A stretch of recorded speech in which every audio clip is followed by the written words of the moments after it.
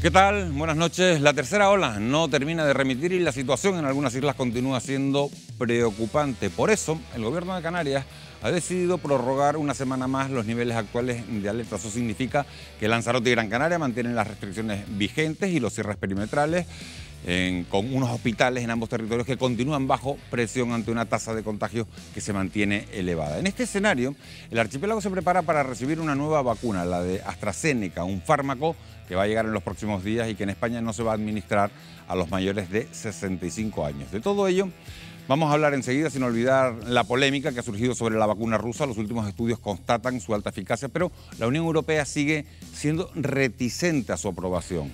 Además, les vamos a ofrecer un amplio reportaje sobre cómo la pandemia ha condicionado nuestra movilidad.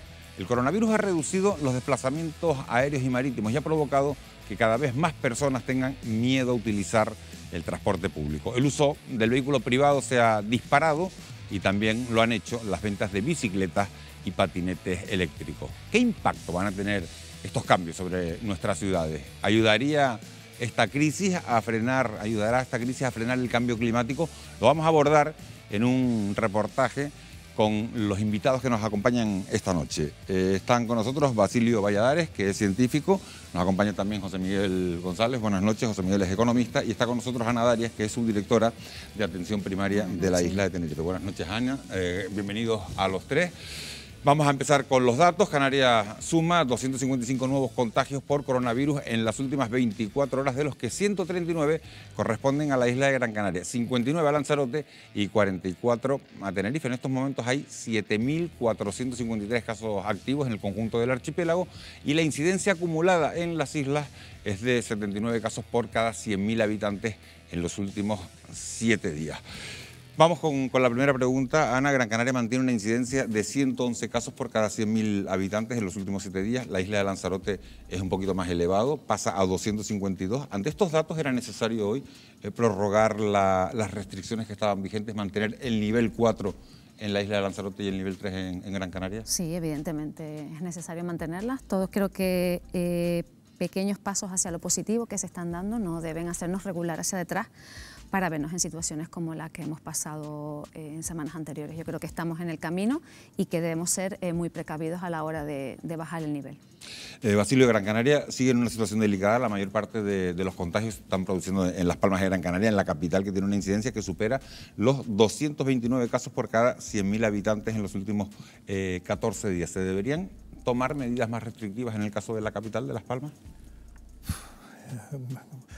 Lo ideal sería cerrarlo todo y volverlos a la casa, esa es la solución. Pero en ese equilibrio que el gobierno intenta mantener, es posible que sigan en la misma y rogar a las personas que de forma individual se comporten correctamente, que lo hemos repetido aquí yo no sé cuántas veces, lo hemos dicho en diversas ocasiones y se los he oído a ustedes cuando desde casa también he visto la televisión. El aumentar las restricciones puede ser la solución para mejorarlo, pero también tiene consecuencias importantes. Y yo creo que la prudencia y tal como lo están haciendo, y además tienen datos que yo no tengo, yo creo que lo están haciendo bien. O sea, que no... Hay una pregunta que nos hacemos muchos, aunque la mayoría de los contagios, se lo pregunto a los dos sanitarios, se están produciendo en reuniones sociales.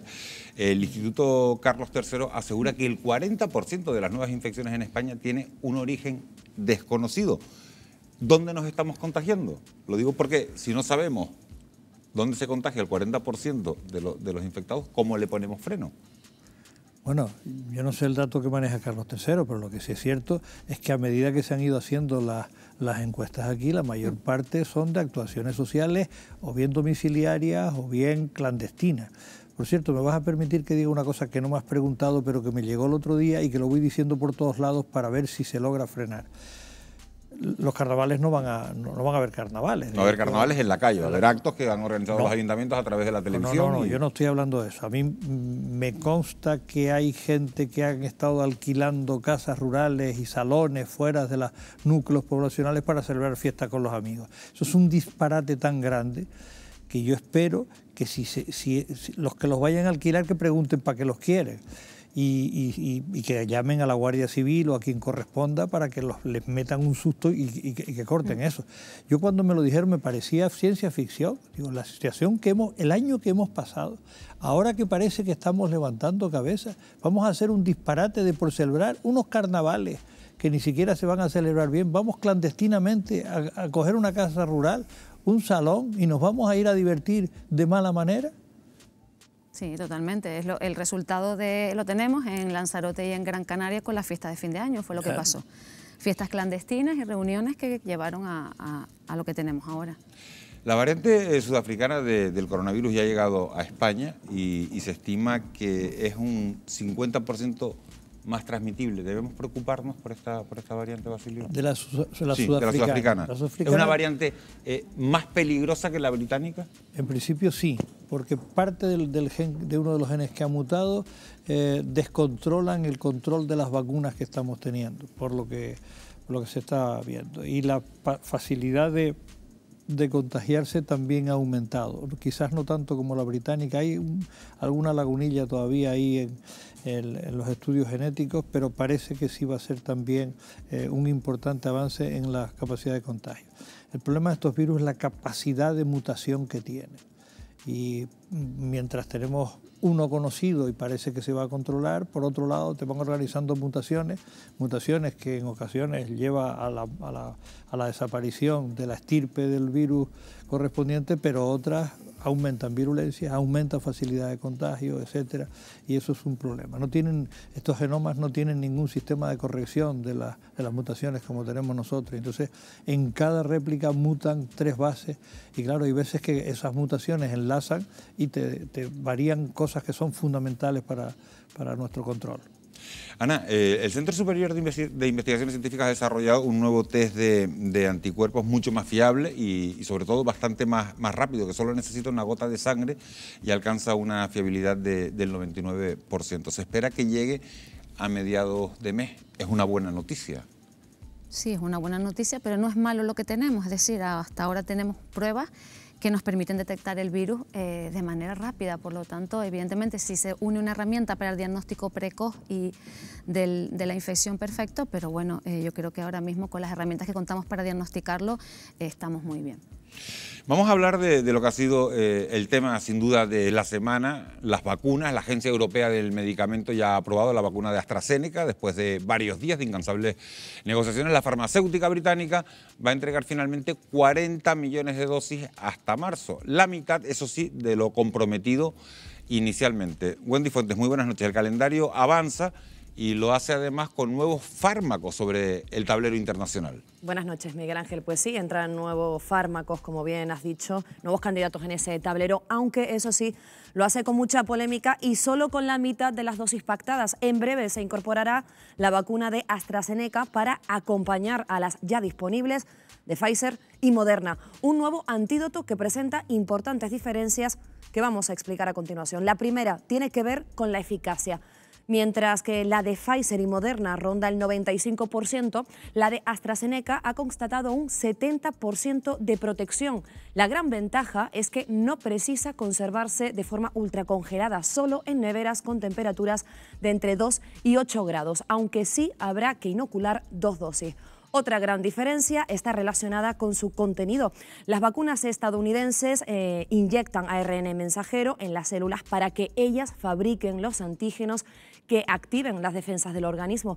Algo muy distinto a la británica. AstraZeneca utiliza un virus debilitado denominado adenovirus que provoca resfriados en chimpancés. Un fármaco que lleva suministrándose en Reino Unido desde diciembre, pero que genera dudas sobre su eficacia en la población mayor. Por eso, en buena parte de la Unión Europea, incluida España, no se inoculará a los mayores de 65 años.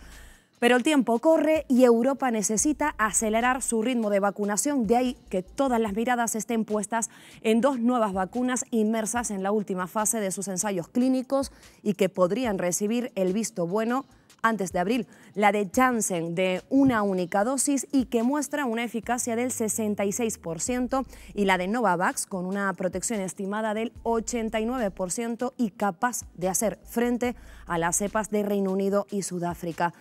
Mientras se evalúan estos proyectos, países como Alemania y España pues no descartan utilizar la vacuna rusa de Sputnik si consigue el beneplácito, eso sí, de la Agencia Europea del Medicamento.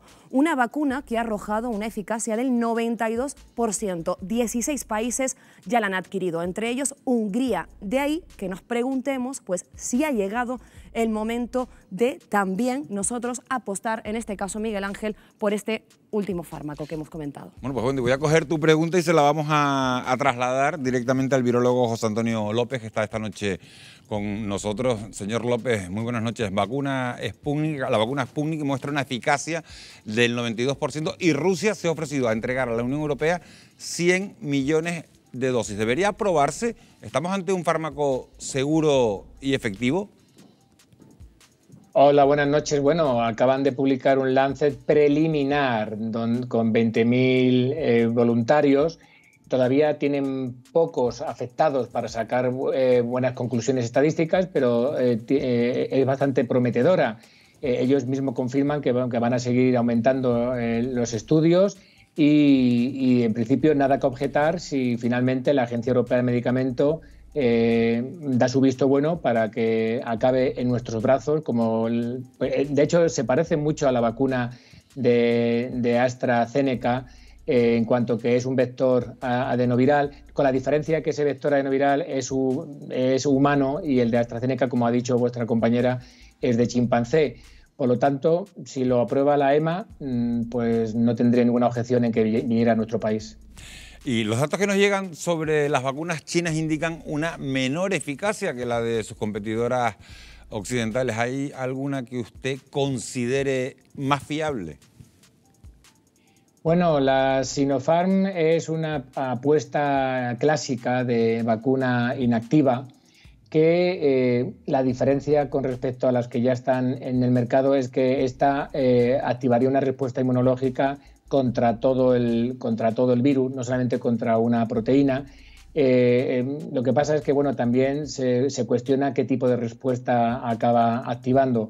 Ellos comentan que sí, que la eficacia es menor. No sé si ya son los datos concluyentes porque no he visto ninguna publicación final completa al respecto, pero digamos que están siendo un poquito menos transparentes que el resto de las vacunas que ahora mismo están luchando como caballos de carrera por llegar a esa meta deseada de aprobación europea.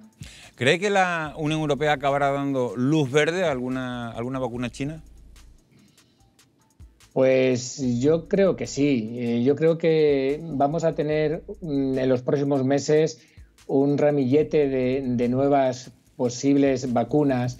Se han comentado ya alguna de ellas, la de Janssen, que si se cumplen todos los ensayos previstos y es aceptada con una sola dosis, pues sería un valor añadido. También la de Novavax, que también es una vacuna innovadora, puesto que es una vacuna proteica, justamente con una proteína parecida a las que ya utilizamos para la hepatitis B o el papiloma.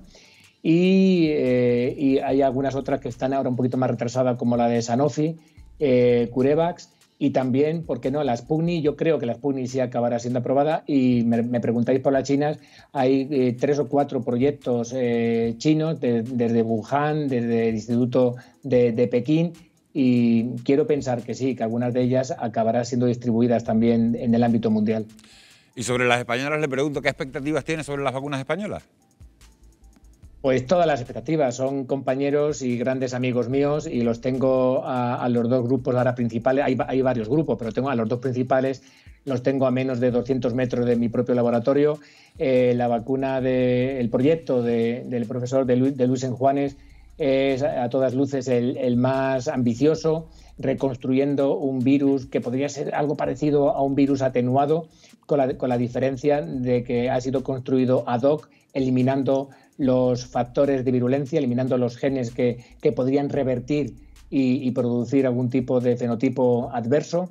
Y lo que pasa es que lleva mucho tiempo. Hacer como una especie de Lego una vacuna desde la nada lleva bastante tiempo, pero que si esta final se concluye, da buenos resultados en fases clínicas y acaba aprobada, quizás no sea la última en llegar al mercado, pero sí puede que sea una de las definitivas. En cuanto a su vecino, de casi puerta con puerta en el laboratorio, de Mariano Esteban y Juan Arriaza, es una vacuna también típica con un virus vacunal, el virus vacunal de la vacuna, lo que se llama vaccinia, en lugar de adenovirus, que también pues entre otras cosas nos permitió erradicar la viruela de la faz de la Tierra. Por lo tanto, y esta vacuna, comentan los autores, que podría estar, si todo sale bien en las fases clínicas, hacia el verano ya en el mercado. Y bueno, luego hay algunas otras vacunas, como el proyecto de Vicente Larraga en el Centro de Investigaciones Biológicas, una vacuna de adenovirus, que bueno, que de ella controlo menos en qué fase están, pero ¿por qué no? También es prometedora. José Antonio López, muchísimas gracias por haber estado con nosotros esta noche. Un verdadero placer. Gracias a vosotros. Un saludo. Basilio, la Unión Europea está mirando de reojo la vacuna rusa. España no cierra la puerta a utilizarla siempre y cuando, eso sí, Bruselas, la Agencia Europea del Medicamento, le dé el visto bueno. ¿Qué crees que va a ocurrir? Hombre, en buena lógica, con los datos que ha salido en Lancet, que dice que son preliminares, y es cierto, pero bastante avanzados, sí, y esos datos a mí me dan confianza, porque lo mismo que desconfiaba de que decía ya tengo una vacuna y no habían dado ningún dato, ahora sacándolo en una revista como Lancet, los científicos rusos, que no son tontos y que son buenos, saben que no pueden mentir en los datos que van. Eso va a funcionar. Lo lógico es que se limiten a ver y para aprobar o no aprobar la eficacia de esa vacuna y la inocuidad a la hora de inyectarla. Me sentaría a cuerno quemado que la política interfiriera en la ciencia. Eso es una cosa que yo nunca, y sobre todo una cosa que va a interferir en la salud. Me parece un auténtico disparate. Yo creo que con los datos que la agencia, que lo mirará con lupa, que tienen en la mano, si la prueba pueda puede emplearse en toda Europa.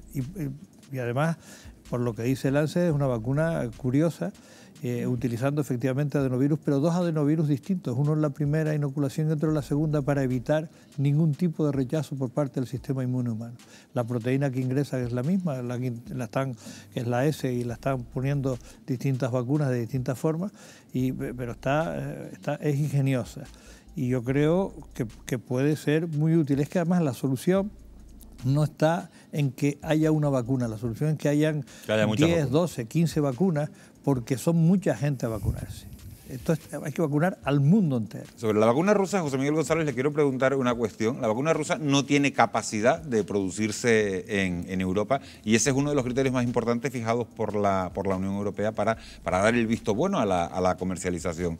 ¿Está pesando más la nacionalidad, digámoslo así, del fármaco que su eficacia? Sin duda, ya Basilio lo comentaba respecto al origen político del lugar. Por eso, bueno, se incorporan con menos sospechas aquellas que proceden de Estados Unidos o de Reino Unido, mientras que aquellas que proceden tanto de China como de Rusia pues tienen un inconveniente político aparentemente. Pero, como bien se dice, el desarrollo científico no tiene por qué interferir en algo. Lo que sí me ha parecido una cierta indisciplina europea es la postura de Hungría, es decir, el que antes que la propia Agencia Europea del Medicamento la haya aprobado, pues ya se aventuró. Es cierto que da muchas esperanzas de efectividad, pero tal vez en lo que es el entorno europeo, tal vez ha sido una osadía que pone en riesgo absolutamente el resto del territorio continental. Ana, estamos hablando de la vacuna rusa, pero lo cierto es que las dudas sobre la vacuna de AstraZeneca también van en aumento. A diferencia del Reino Unido, buena parte de Europa se está planteando, muchos países han decidido no usarla en mayores de 65 años, y aquí en España el Ministerio de Sanidad asegura que no hay información sólida que demuestre su efectividad a partir de ese rango de edad. ¿Qué opinas? Sí, obviamente el grupo o el número de personas mayores de 65 años que han participado en los estudios no es suficiente como para asegurar la eficacia en este grupo de personas. A mí tampoco me preocupa excesivamente, es decir, que si la ponemos a menos de 65, la ponemos a menos de 65 y cogemos otra vacuna y los ponemos a más de 65. Yo creo que estar en estas discusiones, en la de una sí, cuantas más haya, más posibilidades, y nos tendremos que ajustar a nuevos protocolos de vacunación, y con cuantas más armas, pues cada uno con la suya y ya está.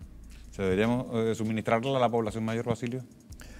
No lo sé, lo que acaba de decir Ana es así, es decir, el conocimiento que nosotros tenemos es que el número de personas vacunadas en la fase previa de mayores de 65 años no es suficiente como para tener unos datos convincentes para usarla. Entonces, es que lo que ha dicho está clarísimo, es decir, nos estamos peleando porque hay pocas. Bueno, pues vamos a poner una poquita para los de 65, que no sea la de Oxford, y la otra la cogemos y la ponemos para los de 15, 20, 30 años, que eso sí está demostrado con la eficacia que han manifestado, con la inocuidad que han manifestado. Entonces, bueno, pues por otra estrategia y para adelante. Nos faltan vacunas. Hay otro debate importante que está surgiendo y se lo pregunto a los sanitarios, también a José Miguel. Algunos expertos están pidiendo que, dado el alto índice de expansión con la cepa británica, no solo se vacune a las personas mayores, sino que también se vacune a los grupos de población que más propagan el virus, es decir, los jóvenes. ¿Están ustedes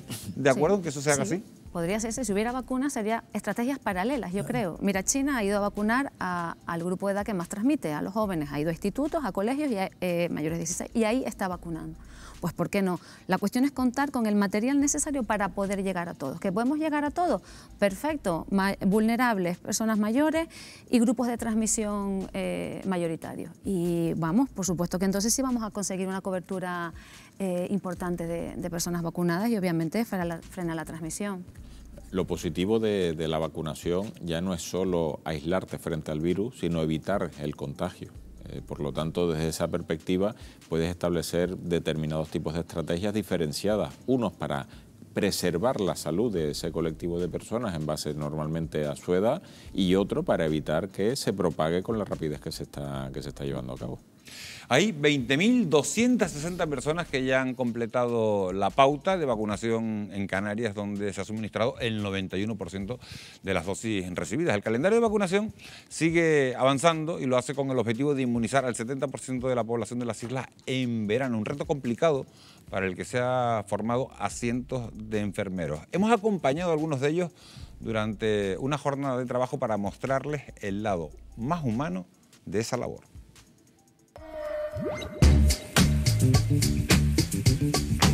Son las 9 de la mañana. Los sanitarios comienzan a llegar a la Gerencia de Atención Primaria de Tenerife. El objetivo de hoy, llevar la segunda dosis de la vacuna a la Residencia de Mayores Virgen de Candelaria.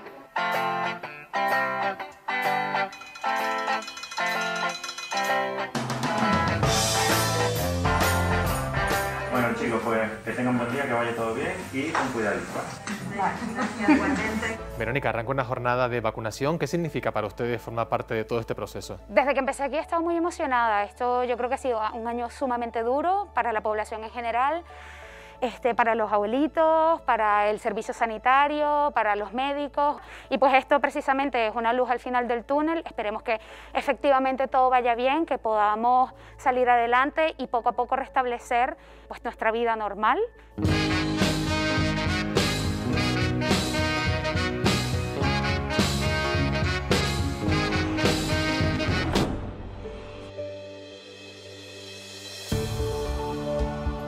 Son las 10:15 de la mañana y el equipo de profesionales ya se encuentra en la Residencia de Mayores Virgen de Candelaria. Comienza el operativo para asegurar la inmunidad de trabajadores y residentes.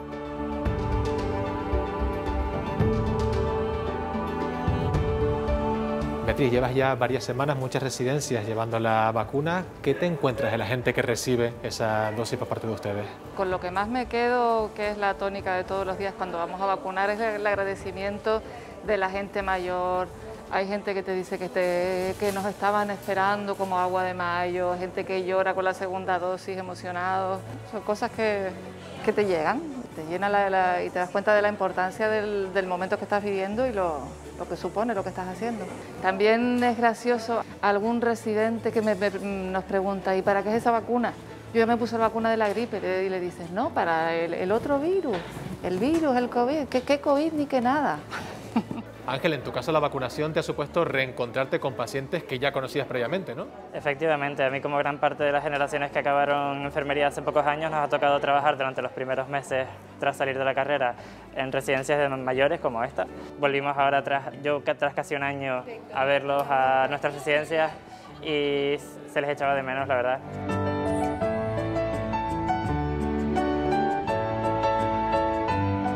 Valentín, ya la segunda dosis de la vacuna, ¿cómo se encuentra? Yo bien, gracias a Dios bien. Tenía ganas de vacunarme. Vamos a ver ahora el domingo, dice que vienen de la visita, dice. Que vienen los domingos, viene mi hermana, a ver si viene ella. Hay que tener paciencia.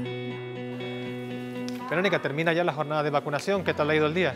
La verdad ha ido fenomenal. Este es un centro de lo cual nos vamos bastante contentos. La gente, como habrás visto, está muy alegre por esta segunda dosis. Sin embargo, esto ahora es que empieza. Todavía falta mucho camino que recorrer. Son las 12 y la jornada de vacunación está prácticamente concluida. Aún queda mucho trabajo por hacer, pero saber que cada vez más personas están venciendo la lucha contra el coronavirus compensa todo el esfuerzo realizado. Bueno, pues esta es la parte más emotiva de una campaña que sigue manteniendo el objetivo de vacunar al 70% de la población en verano. La pregunta es clara a los tres. ¿Lo vamos a conseguir? Es que no depende solo de nosotros y de la estructura que tenga el Servicio Canario de Salud y que amplíes la estructura a otros profesionales que pueden colaborar. Depende de que nos lleguen las dosis suficientes. Y una vez tengamos la garantía de que nos llegan esas dosis, entonces podemos decir, con la estructura que se tiene, el número de personas que hay que vacunar se va a llegar, pues con los datos en la mano en principio no. Pero es que el problema es que no podemos calcular sin tener las dosis. Si tuviéramos las dosis aquí, era cuestión de sentarse y decir, mira, es que no nos valen los 600 enfermeros que teníamos, no nos valen los 100 médicos voluntarios que tenemos, no nos valen las clínicas privadas, no nos valen los consultorios, tenemos que utilizar la Cruz Roja, tenemos que utilizar el Ejército, pero teniendo eso podrás planificar. Mientras tanto, ojalá. Sí, ojalá, es verdad. Llegaremos, no, lo intentaremos, sí. Difícil, pero es lo que decía Basilio, depende del suministro y también de que sea una vacuna, porque Pfizer es que el problema que tiene es cómo se tiene que conservar, por lo tanto... Los 70 grados bajo cero, los famosos 70 grados bajo cero. De cara ahora a estos primeros grupos no, pero de cara a los, por ejemplo, al siguiente grupo, que es las personas vulnerables en domicilio o grandes dependientes, es muy complicado porque no se puede estar de sitio en sitio con la vacuna, por lo tanto necesitamos que vacunas con menos necesidad de tantos grados esté con nosotros y las dosis suficientes para poder llegar. Pero bueno, lo vamos a intentar, que no quede por ser. Es cierto que depende del número de vacunas, es cierto que depende del número de profesionales, es cierto que depende si la persona se tiene que movilizar a vacunarse o al contrario, el facultativo. Pero si usáramos única y exclusivamente al número de población objetivo que hay que vacunar, ahora mismo tendríamos que multiplicar por 8 el ritmo para llegar ahí. Obviamente teniendo en consideración que multiplicar por 8 ya no es solo ponerla, sino tenerla, pero que con las ratios que tenemos ahora mismo es deseable, se intentará, pero es poco realista el pensar que se conseguirá. Seguimos hablando de esas campañas de vacunación que no avanzan, desde luego, al mismo ritmo en todos los lugares. Lo hace a dos velocidades, la de los países ricos y la de los países pobres. La Organización Mundial de la Salud estima que solo el 30% de la población va a estar vacunada en África a finales de este 2021, mientras que Occidente ya ha administrado millones de vacunas y acapara dosis para más del doble de sus habitantes. De ahí que esta noche nos preguntemos cuál será el precio a pagar si no inmunizamos a los países más desfavorecidos. Esto es lo que opina Jacob Lorenzo, director del Instituto de Enfermedades Tropicales y Salud Pública de Canarias. Si los países en vías de desarrollo no tienen acceso a las vacunas, corremos el riesgo de que las cepas de coronavirus se sigan expandiendo en estos países, mientras que en los países más ricos la cantidad de población inmunizada va a crecer. Y además no va a evitar que nuevas variantes sigan surgiendo en estas regiones del mundo. Bueno, pues la pregunta, además del aspecto sanitario, Basilio, con este ritmo desigual de vacunación entre países ricos y países pobres, ¿estamos al borde de un fracaso moral? Yo espero que tengamos la suficiente conciencia de no hacerlo así. Lo que acaba de decir Jacob, que conoce porque está trabajando en esto, lo que pasa con los virus y las mutaciones, puede ser fatal, es decir, puede revertirse en contra de nuestro egoísmo. Si vamos a ser tan egoístas de no echar una mano para poder vacunar a esa población, se nos puede volver en contra nuestra, porque los virus mutan con una rapidez. Eso le quería preguntar, si no inmunizamos a los países más pobres, ¿puede haber una nueva cepa? Estamos hablando de la británica y de la sudafricana, pero ¿puede aparecer una nueva cepa ante la que las vacunas que tenemos en Occidente ahora no sean eficaces? ¿Eso es posible? ¿Eso es real? Por supuesto, y podrían entonces se podrían extender en nuestro territorio. Tendríamos que estar cambiando la estructura de las vacunas para poder... Es cierto que se sabe cómo hay que atacar y fabricar las vacunas. Todo eso se sabe, por eso la ciencia ha sido capaz de hacerlo en tan poco tiempo. Pero si esto lo tenemos que estar haciendo cada ciertos meses, es una auténtica locura y un auténtico descalabro. Desde el punto de vista humanitario y moral, hay que ayudarlos. Y desde el punto de vista egoísta nuestro, hay que ayudarlos. Sí, totalmente de acuerdo.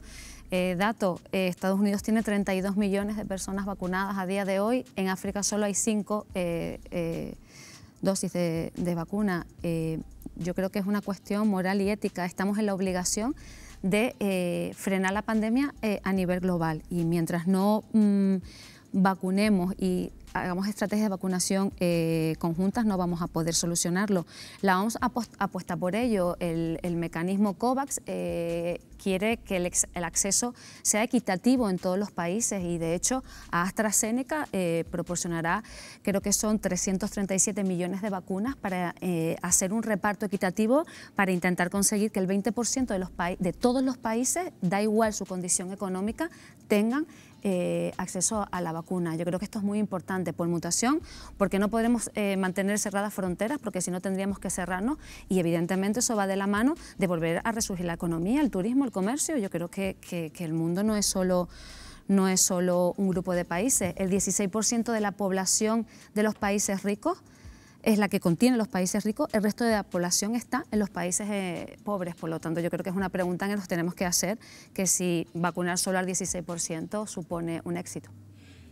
Está la parte sanitaria, y has tocado también, Ana, la parte económica. Le pregunto al economista, la economía global podría perder hasta 7,6 billones de euros si los países menos desarrollados no acceden a la inmunidad al mismo tiempo que los más prósperos, que sufrirían la mitad de esas pérdidas. ¿A qué escenario, José Miguel, nos podríamos enfrentar? Todas las pandemias generan brechas. Bien, eso no sería esta la primera. Lo que ocurre es que a nivel planetario siempre normalmente las pandemias son importadas por algo que sucede puntualmente en una región del mundo. En este caso, pues, ha proliferado y se ha homogeneizado por todo el planeta.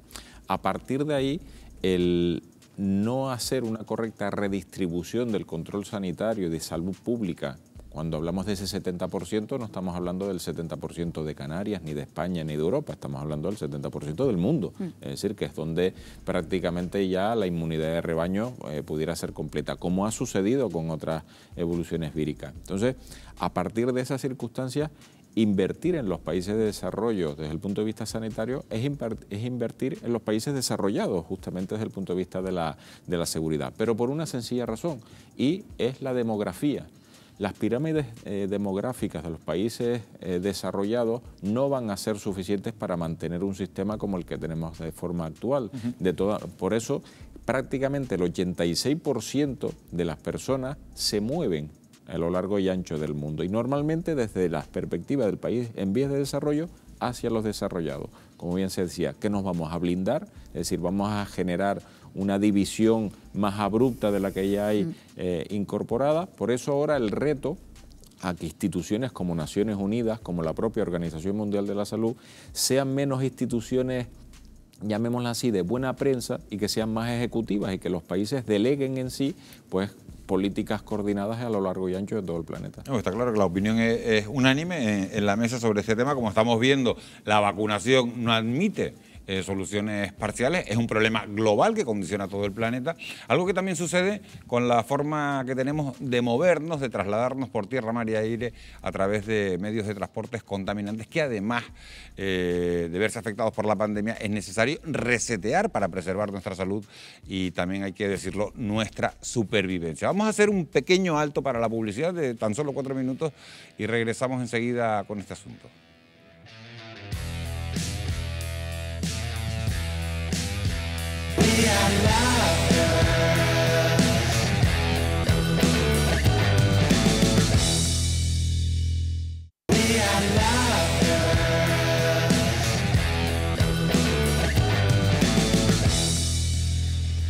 Bueno, pues ya estamos de vuelta y vamos a abordar ahora un asunto que, como casi todos, tampoco escapa de los efectos de la pandemia. O peor, quizás se convierte en el origen de la propagación de nuevos virus. Nos referimos a la movilidad y a los transportes que utilizamos. Son ineficientes y contaminantes, contribuyendo de forma notoria al cambio climático que ya está aquí y que todos los expertos señalan como la causa de futuras pandemias. Para evitar que esto ocurra, Canarias tiene muchos deberes pendientes. Fíjense en este dato. Si las islas fueran un país, seríamos el sexto del mundo en número de coches por cada 100.000 habitantes. Un dato insostenible que nos debe llevar a la reflexión, no solo para evitar los grandes atascos que estamos soportando cada día, sino para preservar nuestra salud. Se lo mostramos en el reportaje de esta noche que hemos titulado En Marcha.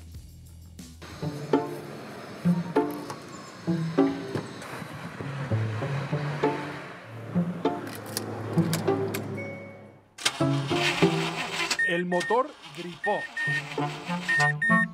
El virus penetró y atacó, quebrando el paso y frenando en seco la normalidad. Ahora encendemos de nuevo el motor. Las dificultades persisten. El arranque es bronco, con el ruido de la incertidumbre y el zumbido de la confusión. Pero el trayecto está adelante y retomamos el camino para recorrerlo.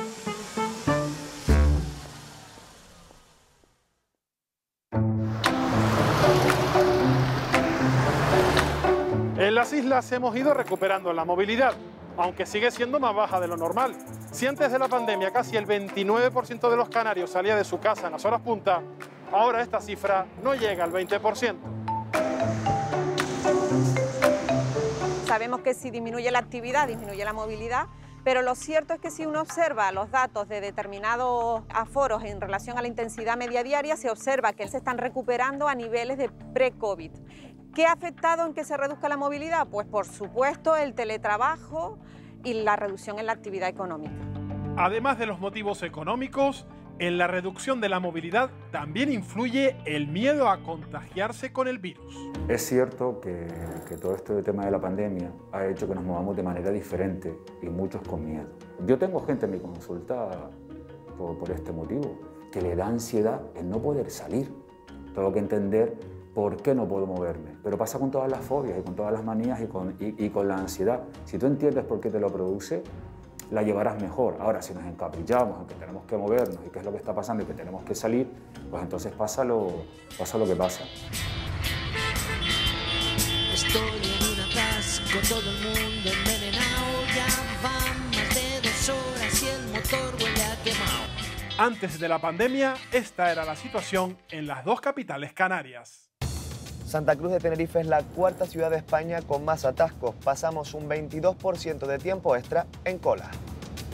Si sumamos los minutos, en Las Palmas de Gran Canaria, los conductores pierden 2 días enteros metidos en el coche por culpa de atascos como este. Unos atascos que solo parcialmente se han reducido en los últimos meses debido al coronavirus.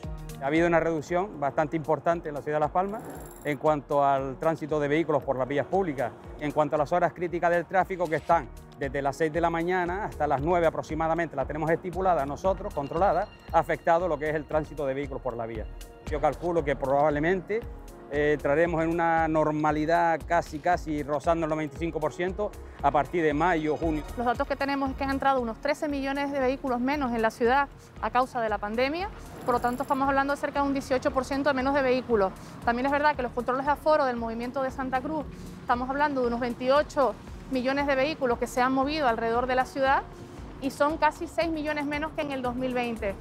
Y la previsión es que, bueno, mientras se vaya reactivando la economía, se va a ir reactivando la movilidad y el flujo de tráfico en la ciudad. Canarias tiene demasiados coches. Si las islas fueran un país, sería el sexto del mundo en número de vehículos por cada 1000 habitantes. Según los últimos datos, La Palma es la isla donde más vehículos hay por cada 1000 personas, 856. Le sigue Lanzarote con 851.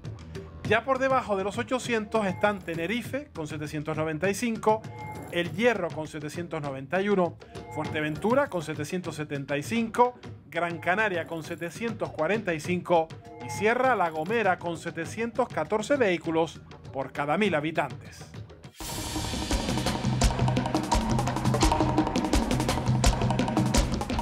Aunque nos movemos menos que antes, la pandemia nos deja una evidencia.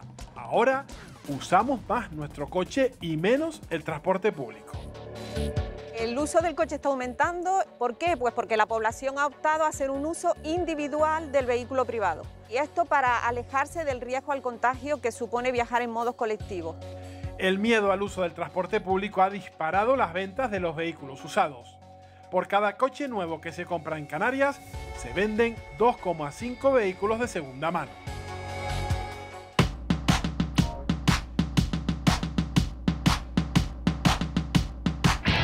Y este es el mini cabrio que habíamos comentado. Como es muy nuevito, tiene apenas 30.000 kilómetros del año 2016. Agustín, en concesionarios como este, ¿han notado en los últimos meses un aumento en la demanda, en la venta de coches de segunda mano? La idea o la tendencia del mercado es que suba hasta un 10% del año que viene. También influido porque hay una subida en los impuestos de los coches nuevos de hasta un 5%. Entonces la gente tenderá más a buscar incluso un coche de ocasión porque la diferencia entre lo que vale de ocasión y lo que vale nuevo será mayor. En tu caso, Eric, ¿por qué estás buscando un coche de segunda mano? Pues últimamente ya estaba pensando en pasar del transporte público al privado. El estar en contacto en servicios públicos pues es un poco más delicado. ¿Aproximadamente cuánto dinero tienes pensado que podrías gastarte? Pues me gustaría más, pero entre unos 7.000 o 8.000 euros aproximadamente. La economía, en particular en Canarias, se está viendo muy afectada por el cero turístico que estamos sufriendo y eso al final en la capacidad de compra, el ticket medio que estamos teniendo en Canarias se está notando y el coche de ocasión, pues como su nombre lo indica, a nivel de precio sigue siendo una oportunidad de compra. ¿Qué está ocurriendo con el nuevo? En Canarias se financian alrededor del 90% de los vehículos que se compran. ¿Qué ocurre? Muy sencillo, hay muchísima gente no solo en ERTE, sino también en paro. Entonces eso está afectando muchísimo a la hora de poder obtener una financiación para la compra de un vehículo. Los coches de segunda mano, más antiguos y contaminantes, llenan las calles de Canarias, una circunstancia que tiene efectos medioambientales. Arrastramos un modelo, una estructura de venta de coches secuestrada por una primera línea de oferta turística de coches de alquiler que luego pasan en coches secundarios que están quemados, que tienen más tasa de contaminación, que no están modernizados, lo que nos da un modelo de parque bastante arcaico en cuanto al perfil de los vehículos que se usan. Muchas veces son tecnologías que no reúnen las normativas y que como fueron matriculados anterior a las normativas más recientes están exentos de cumplir niveles de contaminación.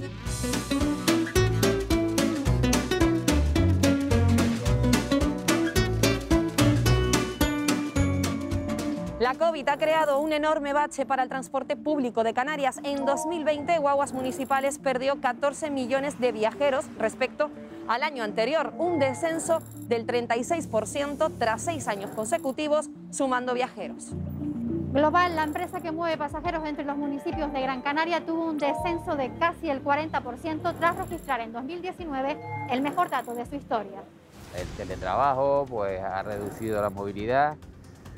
La falta de actividad económica también ha reducido la actividad, que hasta que la nueva normalidad o la normalidad a la que estábamos habituados, pues esto vuelva, no creo que lleguemos a recuperar el número de viajeros. El contagio en las guaguas, en el transporte público, ha sido mucho menor del que se esperaba, es prácticamente inexistente, pero también a las guaguas las hacemos PCR. ¿Sabes? De vez en cuando tomamos muestras en guaguas aleatorias y todas las que hemos hecho hasta el momento han salido negativas. Las guaguas de Titsa en Tenerife perdieron un 36% de viajeros en 2020 con respecto a 2019, lo que supone una reducción de más de 16 millones de pasajeros. Hemos perdido un 40% de los viajeros, del total de viajeros. Durante el 2021 nuestra idea es recuperar básicamente la mitad de lo que hemos perdido. Y seguimos en Tenerife porque 2020 también fue un mal año para el tranvía, que restó más de 5.200.000 pasajeros. A medida que se ha ido recuperando la actividad, hemos ido recuperando también el número de viajeros. Ya estamos en torno a un 80% de lo habitual. Muchísima gente que está en ERTE, hay gente que ha cambiado los horarios, el teletrabajo. Y luego hay cierto miedo también a usar el transporte público, que no es un miedo fundado, al contrario, es infundado completamente. ¿Qué medidas se han implementado para asegurar que el tranvía sea un transporte seguro? las limpiezas que se hacen tanto en las estaciones, dispensadores, como en todo lo que son los vagones del tranvía. Y luego, sobre todo y fundamental, las renovaciones de aire. Taxi. Antes de la pandemia, llamamos a un taxi para que nos explicara cuáles eran sus principales dificultades. Adolfo, bueno, tú eres taxista y a ti supongo que pues, el tráfico afecta claramente a tu trabajo, a tu servicio, ¿no? Sí, la verdad que bastante nos afecta en el bolsillo y en lo que viene siendo el estrés diario de todas las colas. El tráfico te hace perder tiempo, por lo tanto te hace perder dinero, ¿no? Diariamente, no sé, unos 20 o 40 euros diarios. Supongamos que yo soy un cliente, para llegar a mi destino, esta cola me haría perder tiempo, por lo tanto el taxi para mí como cliente dejaría de ser un transporte atractivo, ¿no? Sí, no solo atractivo, sino ineficaz a la hora de si tiene prisa el cliente para ir al destino por el tráfico que hay. Con la llegada del virus, el tráfico y los atascos ya no son su principal problema.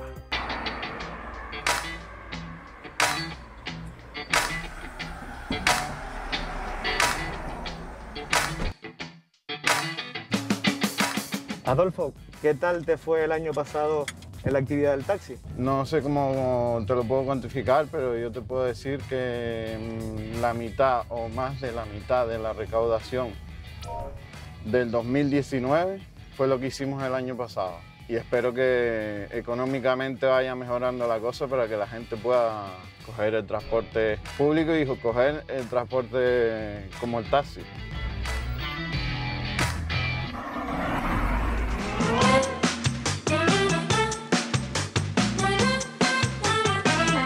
Pero no todo gira sobre cuatro ruedas. Otras formas de moverse ganan cada vez más adeptos, como las bicicletas en Las Palmas de Gran Canaria.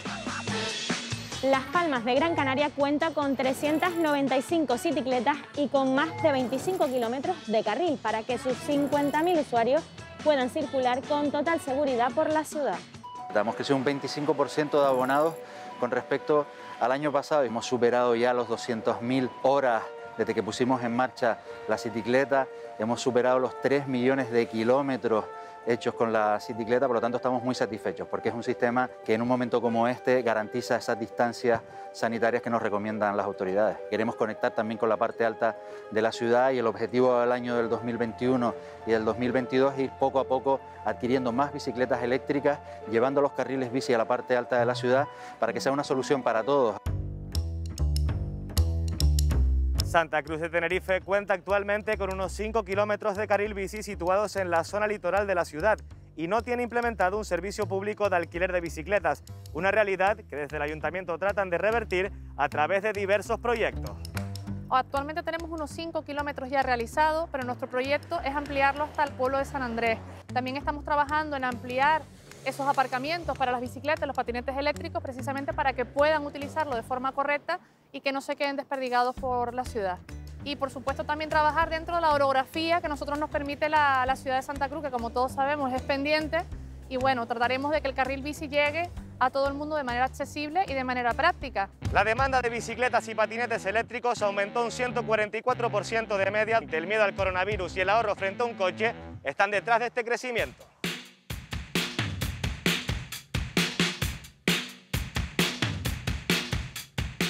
Daniel, ¿se podría establecer un perfil de esos clientes que están apostando por este tipo de vehículos? Durante todo 2020 el perfil mayoritario siempre han sido personas jóvenes, aunque sí es verdad que desde verano hacia finales del año pasado hemos constatado de que cada vez gente con mayor edad se sube al patinete eléctrico. ¿Las características orográficas de muchos municipios canarios que cuentan con pendientes podrían haber sido determinantes en el incremento de las ventas? El uso de la bicicleta en Canarias es tan bajo precisamente por estas pendientes.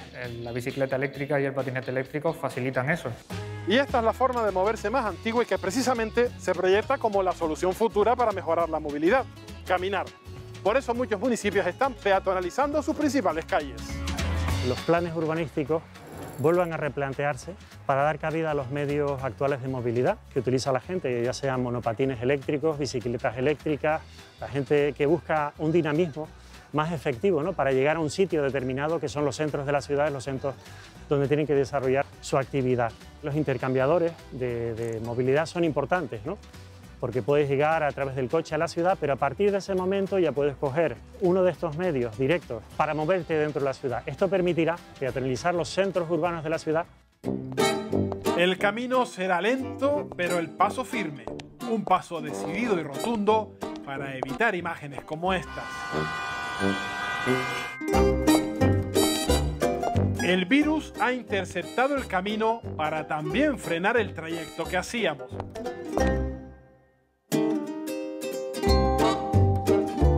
Una oportunidad para cambiar el rumbo equivocado y girar hacia una movilidad sostenible.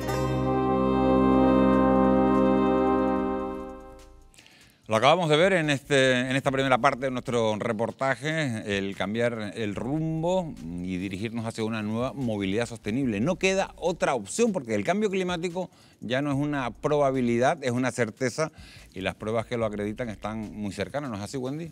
Así es, y deja alteraciones de temperatura tan bruscas como las que hemos vivido recientemente este pasado mes de enero. Con la borrasca Filomena, los termómetros llegaron a marcar 25 grados bajo cero en la península y tan solo 2 semanas después superaron los 29 grados en varias ciudades del Mediterráneo, casi 55 grados de diferencia. En las islas la variación entre mínimos y máximos fue de hasta 33 grados y ahora, tras unos días primaverales, volvemos a experimentar los efectos de una borrasca que ya ha dejado nieve en la isla de La Palma y Tenerife y que podría cubrir de blanco la cumbre también de la isla de Gran Canaria. El tiempo es cada vez más extremo y los expertos avisan de que las islas podrían estar ya inmersas en el proceso de perder la primavera y el otoño. Para evitar los peores efectos del cambio climático debemos reducir las emisiones de gases de efecto invernadero. Canarias tiene más de 1 millón de vehículos en circulación y un parque automovilístico que supera los 13 años de media, uno de los más envejecidos y contaminantes de España. Y teniendo en cuenta que las ciudades son responsables de más del 70% de las emisiones de efecto invernadero, la solución para acabar con los atascos no puede pasar por construir más carreteras.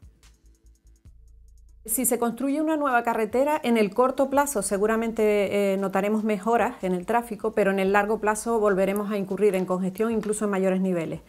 Porque funcionamos de la siguiente forma: si yo sé que hay una nueva vía que tengo a mi disposición, pues mucha gente cambiará sus pautas de comportamiento. Aquellos individuos que antes salían temprano para evitar la congestión, como saben que ahora hay vías libres, pues cambiarán esas pautas. Incluso gente que iba en el transporte público porque veía que la alternativa del coche pues no valía la pena en cuestión de tiempo y demás, pues ahora ven que sí y se trasvasan del transporte público al coche. El efecto negativo de nuestros coches sobre el medio ambiente se ha constatado durante la pandemia, ya que la contaminación del aire en Canarias disminuyó un 35% hasta octubre debido a la menor movilidad. Sin embargo, en los meses finales del año las emisiones volvieron a repuntar en las islas, lo que evidencia pues la necesidad de impulsar de forma urgente una red de transporte mucho más sostenibles, una necesidad imperativa para poder evitar este cambio climático que además comentábamos también en el documental. Miguel Ángel. Gracias, Wendy, por todos esos datos. Se incorporan a esta mesa y le damos la bienvenida a Patricia Conde, que es jefa de movilidad y educación vial en el Ayuntamiento de Las Palmas de Gran Canaria. Buenas noches, Patricia, bienvenida. Buenas noches, Miguel. Y está con nosotros también Araceli Raimundo, que es arquitecta especializada en sostenibilidad y bioclimatismo. Gracias por acompañarnos, Araceli. Los datos que nos ha ofrecido Araceli, Wendy, son contundentes. La pandemia ha demostrado que la reducción de la movilidad por culpa de la COVID-19 nos ha podido dar hasta un respiro, una demostración para no cometer los mismos errores. Estamos a las puertas de llegar a un punto sin retorno. ¿Cómo lo evitamos? Yo creo que lo primero es no tener que esperar a que venga una pandemia para que podamos tener una atmósfera un poco más limpia, ¿no? O sea, tenemos que ir tomando medidas. A mí me parece que no solamente hay que avanzar hacia la movilidad sostenible, sino que hay que reflexionar por qué tenemos esta movilidad tan disparatada. Porque el sustituir los coches por vehículos eléctricos va a limpiar el aire de aquí, pero está contaminando en otros lugares del planeta. O sea, no es la solución y tampoco previene de los atascos. Entonces creo que el motivo por el que esta movilidad es tan disparatada es un urbanismo muy disperso, que lo ha facilitado la RIC, el que no tenemos sistemas policéntricos, sino que el trabajo está o en el área capitalina o en el sur de la isla y eso requiere coches todos los días. Y luego que no tenemos la ciudad esa tanto que se predica ahora de los 15 minutos.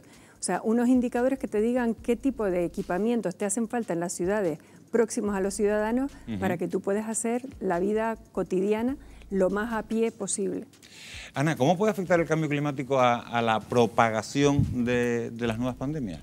Pues obvio que el cambio climático, pues la contaminación atmosférica hace, bueno, que la propagación de virus, de este y de otros cualquiera, sea muchísimo mayor. De hecho, se ha visto ahora con la reducción de la movilidad cómo han disminuido las realizaciones de patologías respiratorias que en otras épocas del año, independientemente del virus que las cause, ha disminuido muchísimo y que en otras épocas del año estaban mucho más exacerbadas. Por lo tanto, yo creo que no solo influye en pandemia, sino en el contexto del estado de salud que ya está claramente demostrado que está muy, muy relacionado.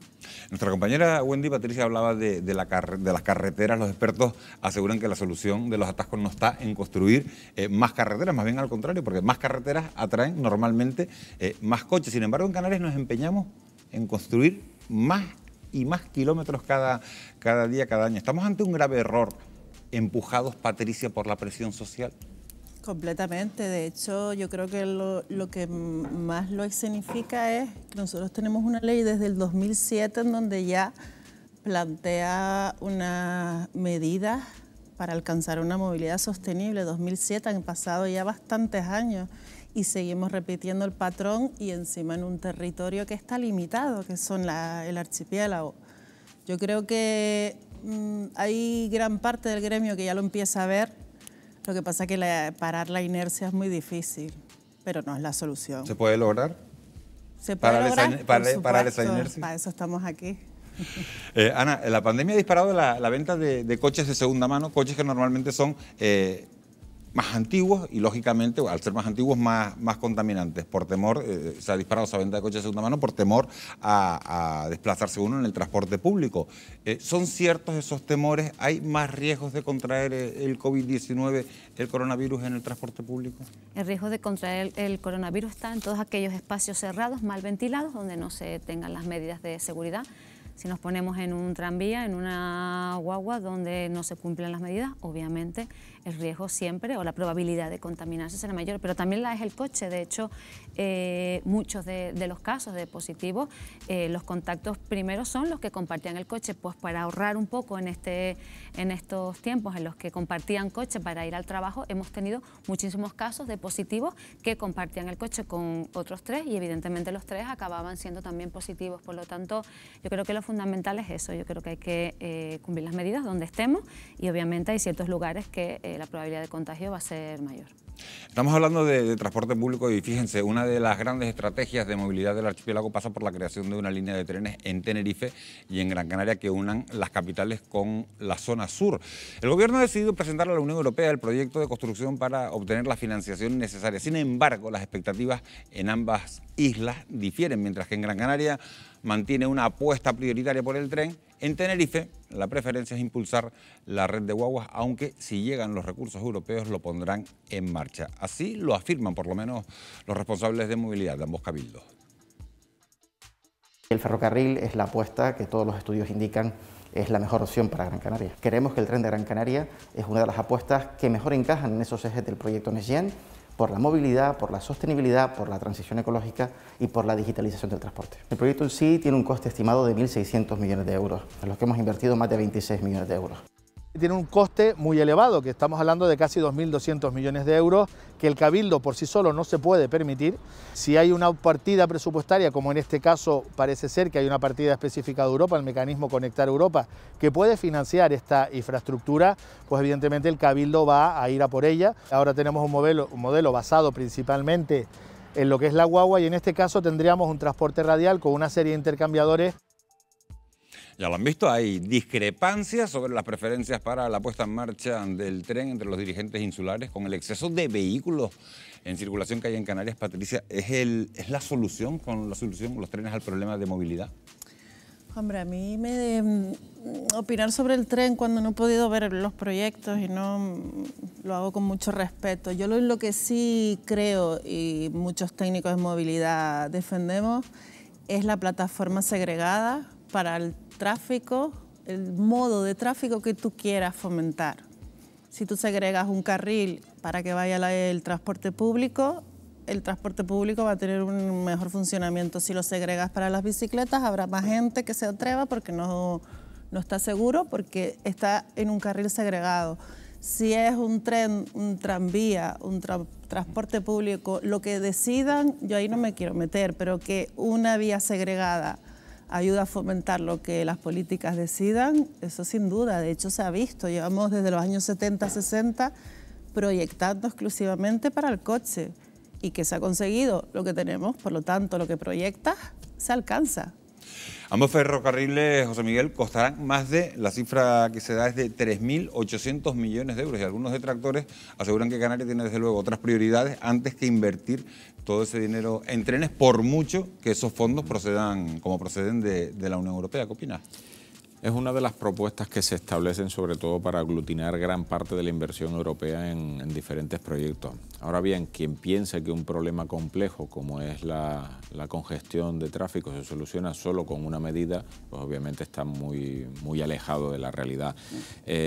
La contaminación en sí es una propia pandemia, es decir, genera enfermedades, por lo tanto, si no hubiera habido COVID-19, ya las diferentes propuestas de crear ya sea transporte guiado o como mínimo transporte colectivo que no colisione en tráfico con el vehículo privado, es la circunstancia que ya se estaba planificando.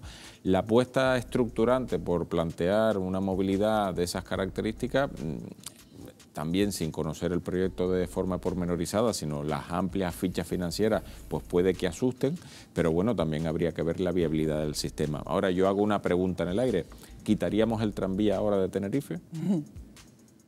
Estamos hablando de desplazamientos hacia el sur, ¿no? Sí, no. Por eso digo que si la apuesta que se hizo en su día sobre sistema de transporte guiado Santa Cruz Laguna, ahora decidiríamos quitarlo. Se ha hablado también de la cantidad de puestos de trabajo, José Miguel, que se podría generar. Fíjate, en Gran Canaria se ha cifrado en 20.000 la cantidad de puestos de trabajo que podría generar la puesta en marcha del tren. ¿Se abre de paso una oportunidad económica encima en el escenario en el que nos estamos moviendo? Es una apuesta desde el punto de vista de la movilidad, pero que también disminuiría todo lo que es la accidentalidad in itinere, porque justamente las personas están viviendo cada vez más lejos de su lugar de trabajo.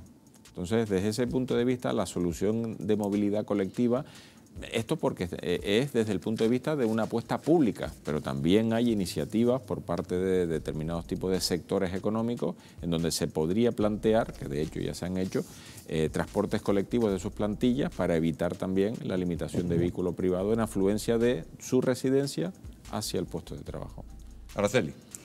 No sé, yo es que eso lo veo como la persona que va al médico porque tiene la tensión alta y no se preocupan de si es que está tomando mucha sal. O sea, ¿por qué la gente vive cada vez más fuera, más lejos de su puesto de trabajo?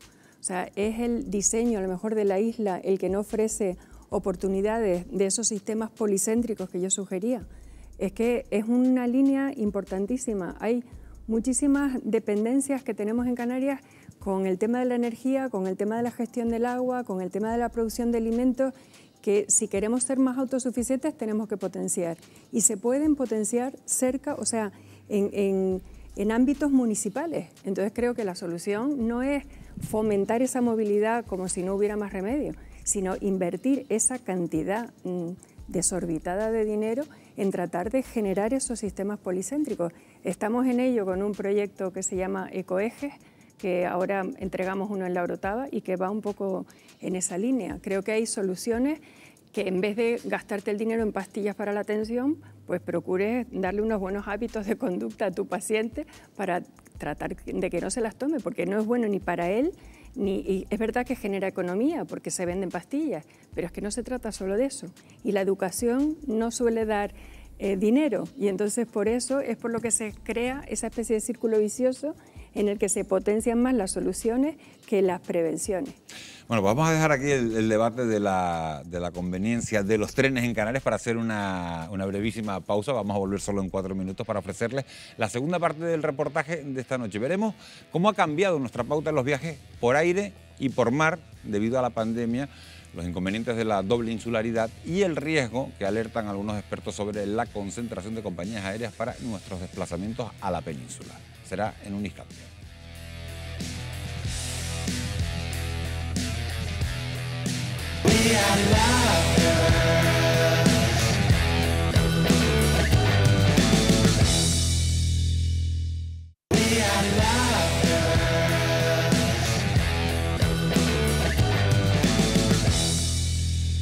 Seguimos en directo aquí en Televisión Canaria en Fuera de Plano cuando son las 11:26 de la noche. Estamos de nuevo con ustedes para ofrecerles la segunda parte de nuestro reportaje dedicado a la conectividad de Canarias. Una conectividad que ha transformado radicalmente el coronavirus y que también presenta nuevos riesgos derivados de la crisis que atraviesan las compañías aéreas. Además, mostraremos el futuro más inmediato. No se pierdan una opción de movilidad.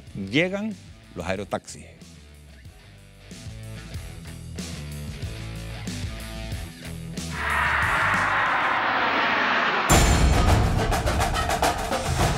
En Canarias, no todas las autopistas son de asfalto. La actividad frenética se reproduce por aire y por mar en unas islas donde la conectividad es tan necesaria como respirar. Una conectividad que rompió el coronavirus provocando un vacío infinito en muelles y aeropuertos. Los motores se han vuelto a encender, pero todavía con las revoluciones muy bajas. En 2020, el tráfico en los aeropuertos de las islas sufrió un batacazo. La cifra de pasajeros apenas alcanzó los 17 millones, un 62% menos que el año anterior, siendo el turismo el sector más afectado. El año pasado, Canarias recibió solo 4,6 millones de visitantes, muy por debajo de los 15 que llegaron al archipiélago en 2019.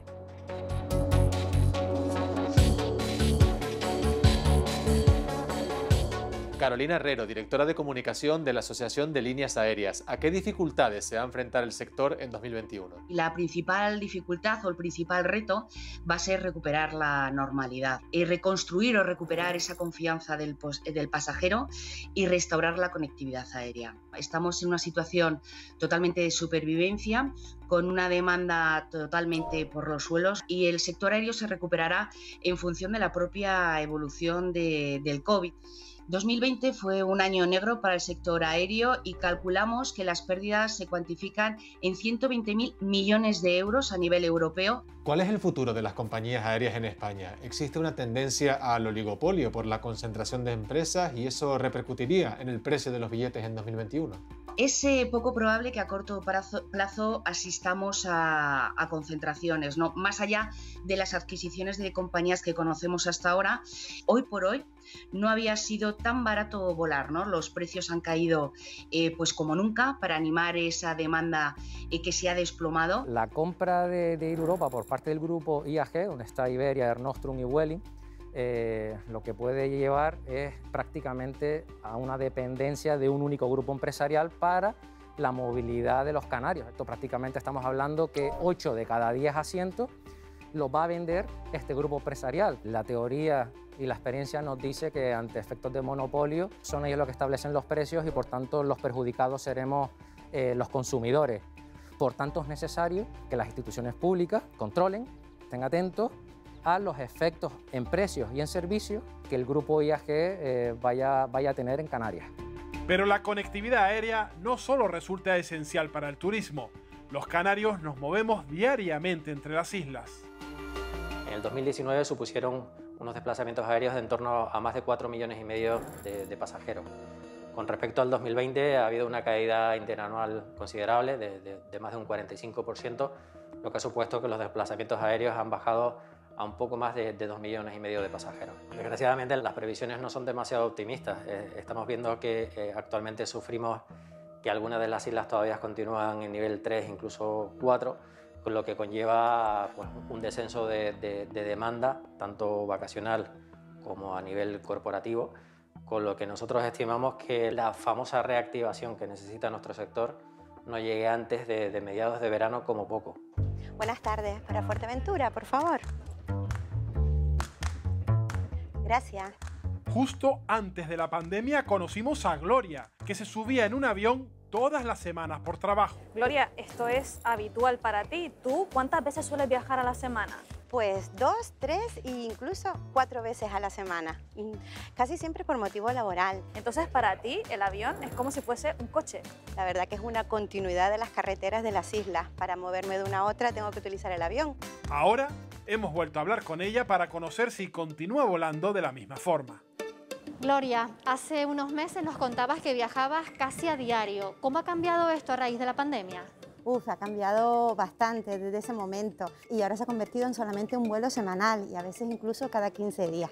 El 80% de mi trabajo, porque soy comercial, se realiza en la calle, entre ellos en varias islas, y ahora todo eso ha cambiado a convertirse todo en videoconferencias en mi teletrabajo. Cuando llego al aeropuerto me da hasta ganas de llorar cuando dices, Dios mío, no hay nadie, en la pantalla 5 o 6 vuelos.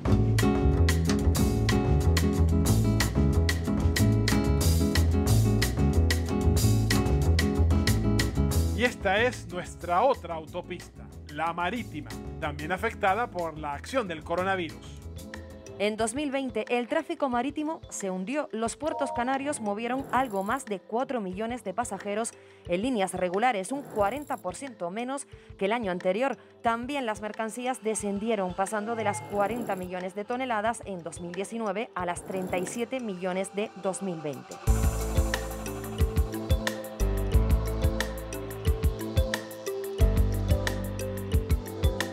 José Mayor, presidente de OnePort. Vamos a hablar de tráfico marítimo. ¿Nos podría ser una evolución del número de pasajeros que viajaron en el año 2019 con esa subvención del 75% y cuando llega la pandemia en el año 2020? El sector marítimo que más creció en los últimos 10 años fue el tráfico interinsular marítimo, ¿no?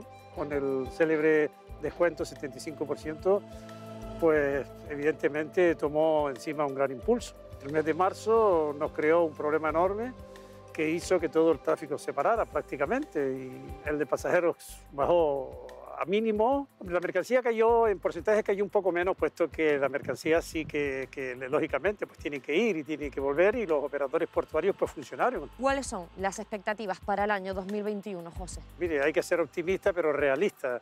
Hombre, esto a partir de que se controle la pandemia es cuando podríamos hacer los números, pero yo creo que esto deja un hueco para 2 o 3 años mínimo.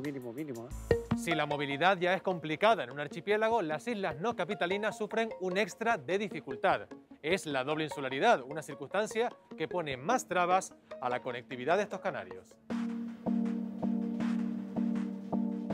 Hola, Yaisa. Hola, Nacho. ¿Cómo estás? Me alegro de verte. Pues muy bien, yendo para La Gomera como tú, porque tú te mueves mucho habitualmente entre islas. Sí, todo lo que el gobierno actualmente nos lo permite, pues nos movemos entre islas, porque soy guía de turismo, que ahora vamos con menor regularidad, menor asiduidad, pero sí es verdad que es muy importante la conectividad entre islas y en este caso entre La Gomera y Tenerife. Necesitamos pues mayor conectividad y si no hay una mayor regularidad de esos viajes entre islas, pues entonces no ayudaría al desarrollo del turismo en sí.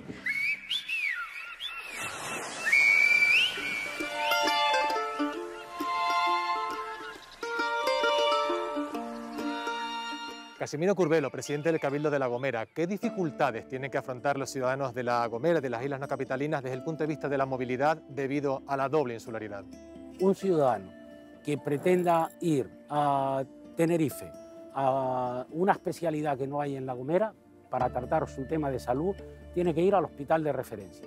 Esto supone tiempo, supone coste. Por tanto, la movilidad es imprescindible. Las islas no capitalinas tienen un déficit que lógicamente se corresponde con su dimensión demográfica, pero no por eso debemos dejar de atender las necesidades para que Canarias crezca en una sola dirección. Si uno evalúa el coste de la cesta de la compra en la isla de La Gomera, esa mercancía tiene un coste, que es el sobrecoste de la doble insularidad y que desde luego alguien la tiene que pagar. ¿Quién la paga? El consumidor. ¿Por dónde pueden pasar las soluciones para minimizar esas diferencias entre islas? Todo esto al final tiene que ser compensado. ¿Cómo? Con un fondo de solidaridad interinsular. Esto lo prevé el estatuto y nunca se ha puesto en práctica.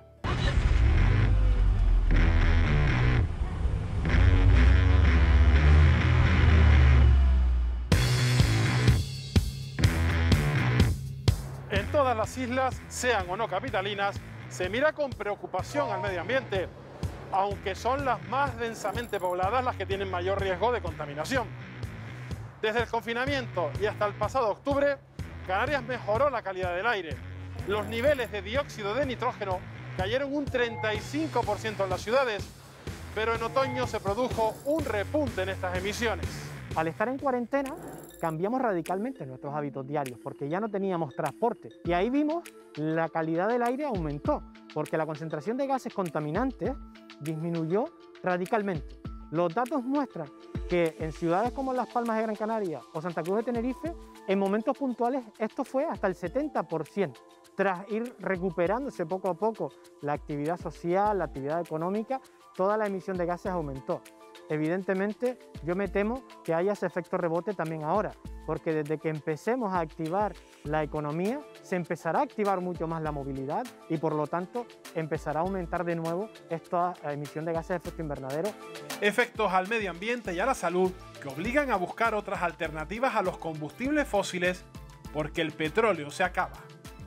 Antonio Turiel, teniendo en cuenta el consumo actual, ¿cuándo acabará el petróleo? A ver, si se pudiera mantener el ritmo de consumo actual, con todas las reservas que tenemos identificadas de distintos hidrocarburos líquidos, el petróleo se acabaría pues, hacia el año 2200, una cosa así. El gran problema que hay realmente es que no se puede mantener el nivel de producción actual porque la producción viene limitada por diversos factores físicos y sobre todo económicos y al final pues, no es posible producir al ritmo que nos da la gana, sino que de hecho tenemos que aceptar, que ya está empezando a pasar, que la producción va a ir decayendo poco a poco, con lo cual en realidad el petróleo va a durar bastante más tiempo, pero la cantidad de petróleo de la cual dispondremos cada año será más pequeña, con lo cual tendremos problemas para suministrar todo lo que actualmente estamos utilizando el petróleo. Antonio, ¿y estamos preparados para llevar a cabo una transición ecológica lo suficientemente rápida para así poder mantener el ritmo de turismo actual? Lo cierto es que no. Lo cierto es que ahora mismo no tenemos medios técnicos adecuados para poder mantener el enorme nivel de consumo asociado al transporte de personas y de mercancías alrededor del planeta. Tenemos que pensar que en este momento en el planeta, por ejemplo, hay 1.500 millones de coches y es completamente imposible hacer una sustitución masiva simplemente ya del vehículo privado a otros medios diferentes, ya sea pues, eléctricos o coches basados en hidrógeno o cualquier otra alternativa.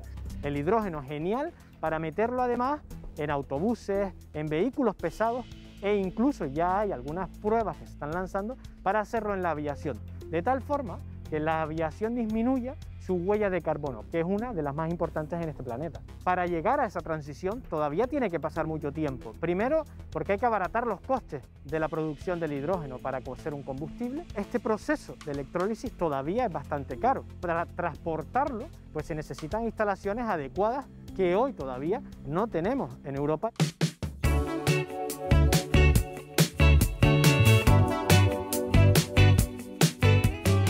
En tierra, la alternativa a los combustibles fósiles son los vehículos eléctricos como este. Todavía circulan pocas unidades, pero el crecimiento de sus ventas ha sido significativo en los últimos meses. Hola Germán, buenos días. Los datos hablan de un aumento de la venta de estos vehículos. ¿Por qué se ha producido este incremento? Arrancamos, nos damos una vuelta y te voy contando. Tenemos unas condicionantes medioambientales, todo el mundo conoce el cambio climático, todo el mundo conoce la problemática que estamos teniendo con las emisiones de gases contaminantes que tenemos en la atmósfera y el coche eléctrico no tiene emisiones directas a la atmósfera. El proceso de fabricación de materiales reciclados, la satisfacción de conducción, el placer de conducción es tan grande que al final la gente cuando lo prueba se engancha. Y eso es lo que está haciendo que cada vez tengamos muchísima gente que se interesa por el coche eléctrico y que quiere comprarse uno. ¿Este incremento hará que el precio de este tipo de vehículos se mantenga o pueda tirar a la baja? No, va a tirar a la baja con total seguridad. No es lo mismo fabricar 100 vehículos que fabricar 1 millón de vehículos. Aunque la gran apuesta de futuro en Canarias es el transporte colectivo. Una apuesta que en Las Palmas de Gran Canaria lleva el nombre de Metro Guagua. Gemator, gracias por atendernos. Si hablamos de movilidad de futuro, no podíamos dejar de lado la Metro Guagua. ¿Qué papel tendrá en la movilidad de la capital Gran Canaria? Bueno, la Metro Guagua va a ser una línea más, porque la Metro Guagua no opera sola, opera dentro de un conjunto de líneas que lo que nos va a permitir es mejorar el transporte público de la ciudad y operar con frecuencias de 10-15 minutos en cualquier barrio, no solo en la parte baja. Es una red eficiente, es una red que da respuesta a las necesidades de la ciudad, con nuevos vehículos híbridos que se van a incorporar también este año en la red de la empresa. Poco a poco vamos tendiendo a ser aún más sostenibles de lo que ya somos. Coches que no contaminan o trenes de alta capacidad en las islas son las primeras respuestas previstas contra el cambio climático. Pero, ¿hacia dónde nos lleva el futuro?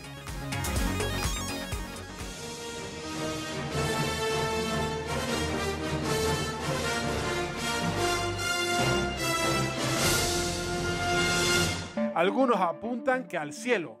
Ciudades españolas como Barcelona y Santiago de Compostela ya se preparan para los aerotaxis. Dentro de un año probarán estos vehículos voladores por el espacio aéreo urbano. Israel Quintanilla, usted es el supervisor de uno de los proyectos de aerotaxis que se están comenzando a llevar a cabo en varias ciudades de España. ¿En qué consiste exactamente el concepto de aerotaxi? Tenemos que imaginarnos un vehículo terrestre en el que se sustituyen las ruedas por hélices, de forma que podrá aterrizar y despegar en vertical y luego desplazarse longitudinalmente en la trayectoria de vuelo. Primero se va a empezar con mercancías y cuando esté ya desarrollado todo el procedimiento, más adelante será la parte de transporte de personas. No existe congestión, es una energía limpia, es eléctrica toda, es rápida, muy rápida, y puedes transportar cualquier tipo de mercancías. ¿Podemos hablar de plazos para su implementación? Los plazos los delimita la normativa. Entonces, la parte de transporte de mercancías ya ha entrado este año, el 1 de enero, y la parte de transporte de personas ni siquiera todavía se ha definido. Mínimo, hasta dentro de 2-3 años, mínimo no se empezará. Pero sí que te comento que existen multitud de instituciones, proyectos de investigación para poner en marcha la parte de integración de los aerotaxis en la sociedad, ¿no? Tras los daños causados por la pandemia, vamos recuperando la normalidad. Iniciamos un nuevo trayecto, una ocasión para rectificar errores y diseñar una nueva normalidad, más eficiente y sobre todo, más sostenible.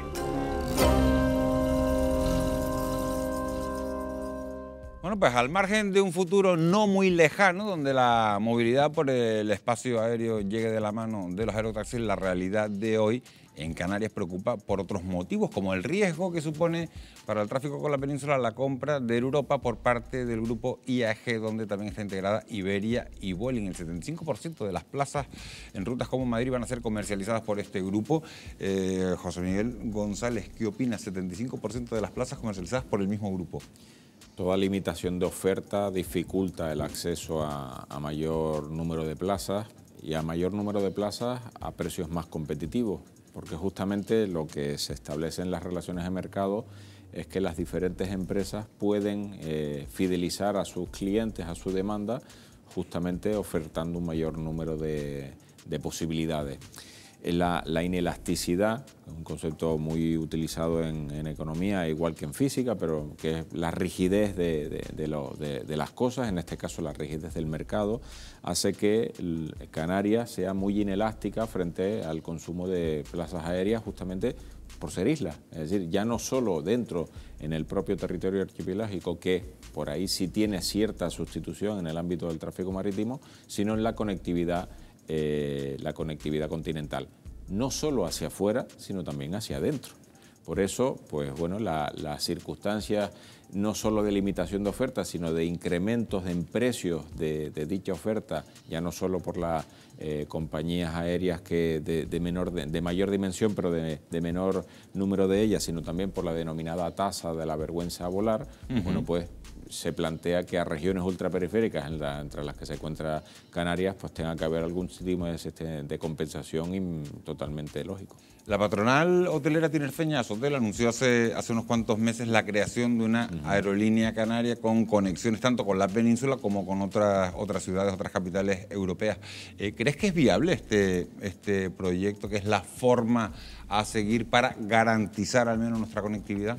Es una esperanza continua que de forma recurrente suele aparecer justamente cuando suceden circunstancias de estas características, o bien porque hay un incremento puntual del número del precio del billete, o bien porque, en este caso, como cualquier sector económico, se procede a una concentración de la oferta, en este caso acelerada por el problema del COVID. Es decir, cuando hablamos de que a Canarias es interesante que venga turistas, no solo le interesa a Canarias, también le interesa a toda la turoperación y a todas las compañías aéreas que transportan esa demanda para poder llegar aquí. Al margen de los aviones, Patricia, lo cierto es que durante esta pandemia se ha disparado la venta de patinetes eléctricos en nuestras ciudades. Son aparatos, de todas maneras, que están generando algún que otro tipo de controversia. ¿Son una buena solución los patinetes a la movilidad o son un riesgo para el tráfico? Lo digo porque hay muchos ciudadanos que opinan que nuestras calles todavía no están preparadas para ellos, para los patinetes. Hombre, sin duda la aparición del patinete ha empujado antes del COVID muchísimos planteamientos en cuanto a la movilidad. Al final, la movilidad sostenible solo consiste en que tú puedas tener tus necesidades de moverte libremente, con accesibilidad a lo que necesitas. Que lo hagas en patineta, que lo hagas caminando, que lo hagas en bicicleta, evidentemente ayuda a la pareja que tenemos de moda ahora, que es el medio ambiente y la movilidad.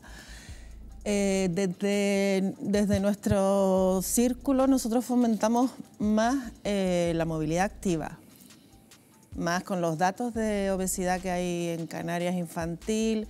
Nosotros solos no, la DGT también le ha dado la vuelta a la pirámide. Ahora mismo se da prioridad a los vulnerables, que son peatones, personas que tienen dificultad para moverse, bicicletas eléctricas, patinetas, que ayuda, por supuesto, lo que comentaban antes en el documental, la orografía de Canarias siempre se ha puesto como excusa para no cambiar los modos. Ahora mismo con todo lo que sea eléctrico, todas esas desniveles los estamos superando. El municipio de Las Palmas, por ejemplo, tiene su cota 6, su cota 250 en la parte más alta. Se puede plantear una movilidad eléctrica que no contamine para superar esos desniveles. Estamos cambiando de determinados hábitos, por lo menos a la hora de movernos, Araceli. Podríamos decir del COVID que es una pandemia urbana, nació en una gran ciudad. Los principales puntos de contagio están siendo los núcleos poblacionales más poblados, como hemos visto, casos de Las Palmas de Gran Canaria, casos de Arrecife de Lanzarote. ¿Crees que las ciudades, Araceli, se van a ver obligadas a establecer, a revisar sus listas de prioridades ante pandemias como esta? Yo creo que no hay más remedio, porque uno de los factores que inciden en que se favorezcan estas pandemias es el índice de biodiversidad, por ejemplo. El número de arbolado, el tipo de especie de arbolado, dónde lo plantas, el tener paseos por donde la gente cuando hay una pandemia pueda circular. Y desde luego reconsiderar cómo hemos hecho los edificios. O sea, en arquitectura bioclimática sabemos que la fachada sur es fundamental para poder tener sol durante el invierno sobre todo. Y ahora cuando ha habido confinamiento, pues la gente que vive a fachada norte y no puede salir a la calle, es que personas mayores que necesitan sintetizar la vitamina D para sus huesos no han podido recibir nada de sol. Y luego en Canarias yo creo que tenemos una oportunidad importante que no hemos tenido en cuenta, que es las oportunidades de las azoteas canarias. Las azoteas canarias, que son los espacios más inutilizados y que adecuadamente gestionados dentro de una comunidad habría dado la oportunidad de tener arriba no solamente un lugar donde te pueda dar el sol, sino además a poder aprovecharlo, por ejemplo, para autoconsumir tu propia energía. Y yo creo que hay que diversificar la economía. O sea, si algo nos ha enseñado esta pandemia es que no se pueden poner todos los huevos en la misma cesta y no podemos aspirar a volver a tener el nivel de turismo que teníamos antes. No me parece que sea el sueño del canario. Deberíamos intentar apostar por diversificar en sectores de los que somos totalmente dependientes. El economista te está mirando con una cara así como diciendo, no sé si es el momento y si es posible, ¿no? A corto plazo no va a ser posible. Es decir, un modelo de estructura económica diversificada, que a mí la palabra diversificación, es decir, Canarias no tiene monocultivo, lo que tiene es una especialización productiva, como todos los entornos insulares de escasa dimensión, en todas las partes del mundo. Entonces, a corto plazo ahora mismo tú necesitas que el sistema económico dé respuesta a mucha necesidad. Obviamente la inversión en conocimiento y energía, que son las dos circunstancias más importantes de medio y largo plazo, son, como bien decía, son indispensables el poder hacer. Ahora, eso no va a suceder en poco tiempo, eso no va a suceder en pocos años. Entonces, tiene que haber una combinación, es decir, no hay que ser tan determinista de que todo lo que ha sucedido hasta ahora es malo porque ha sucedido lo que ha sucedido. Podríamos plantear si la industria del automóvil es mala porque se ha desplomado. No, es mala por otras razones, o sea, es mala, se ha visto afectada por otras razones. Entonces, en el ámbito del consumo de ocio turístico, el reposicionamiento de una economía como la Canaria para 2 millones de habitantes, el pensar que podemos tener la solución en otro lugar del espacio es posible, pero no en corto plazo. Eso sí hay que ser realistas, que hay que darle tiempo también, con situaciones de confinamiento, pues, o sea, de pandemias, nos ha hecho reposicionarnos y seguro de que de aquí saldrán nuevas ideas, pero no con un cambio de rumbo de 180 grados. A Ana sí le quiero preguntar una cuestión. Estamos hablando de nuevas ciudades, del diseño de nuevas ciudades. Dicen que si diseñáramos ciudades inteligentes, es decir, más ecológicas, con más espacios abiertos, ¿sería más complicado que un virus como el que estamos viviendo se transmitiera? Obviamente a los virus... ¿Se frenaría la capacidad de evidentemente, a los virus les encantan los espacios cerrados y yo creo que el futuro está en eso, en viviendas abiertas, con mucha ventilación, con facilidades para el acceso a una vivienda adecuada, es decir, no podemos tener una familia viviendo en 30 metros cuadrados, es decir, tenemos que facilitar que las condiciones de vivienda sean las adecuadas, en espacios de ocio abiertos cada vez más, y yo abogo porque la mejor movilidad te la da el cuerpo. Me encanta la movilidad sostenible, pero creo que no debemos perder la vista a que enfermedades como la obesidad, la diabetes, las cardiopatías son una de sus principales armas es la movilidad, y somos de los países con más sedentarismo, entonces está muy bien todo, pero no hay mejor movilidad que la que da el cuerpo. Hay que caminar, hay que aprovechar el tiempo que hace en Canarias para disfrutar. Tenemos no hoy, playa, precisamente. No hoy, pero también, ¿por qué no? Tenemos playa, tenemos montaña, tenemos muchísimos espacios verdes que debemos de fomentar, obviamente. Yo creo que eso, la combinación de todo, y recordar que en Sin Salud no hay economía y, obviamente, ahí está el binomio. No, pero me quedo con esa frase de que a los virus les encantan los espacios cerrados y con ciudades más abiertas y más limpias al final. Y más limpias al final sería más complicado. Vamos a hacer una brevísima pausa de 1 minuto para la publicidad y a la vuelta nos vamos a encontrar con el futuro, con un combustible llamado a revolucionar las fuentes de energía tal y como las conocemos hoy. Les hablamos del hidrógeno verde, será solo en un instante.